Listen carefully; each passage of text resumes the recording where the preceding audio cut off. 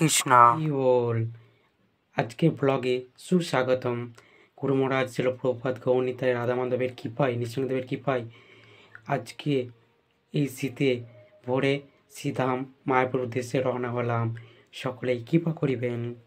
আমি রেডি। বাবা এই ভোরে দিতে গিয়েছিলেন বাস স্ট্যান্ডে এবং বাসে গিয়েছিলাম।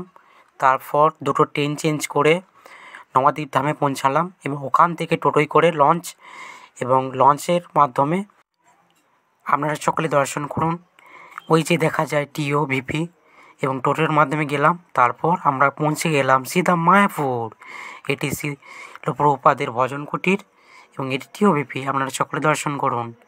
হরি হরি বল। প্রায় 1 বছর পর আবার সিধা মায়াপুর আসলাম।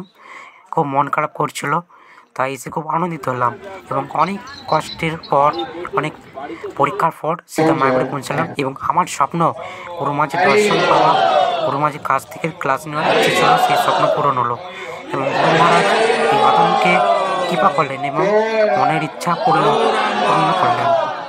আমরা সকলে গুরু মাঝির দর্শন করুন। হরি হরি বল। সকলেই দর্শন করুন। গুরু মাঝির কৃপা প্রসাদ এবং প্রসাদ পেলাম এবং তারপরে দিন গুরু মহারাজের কাছ থেকে দর্শন। গুরু মহারাজ আরতি করছেন। হরি হরি বল।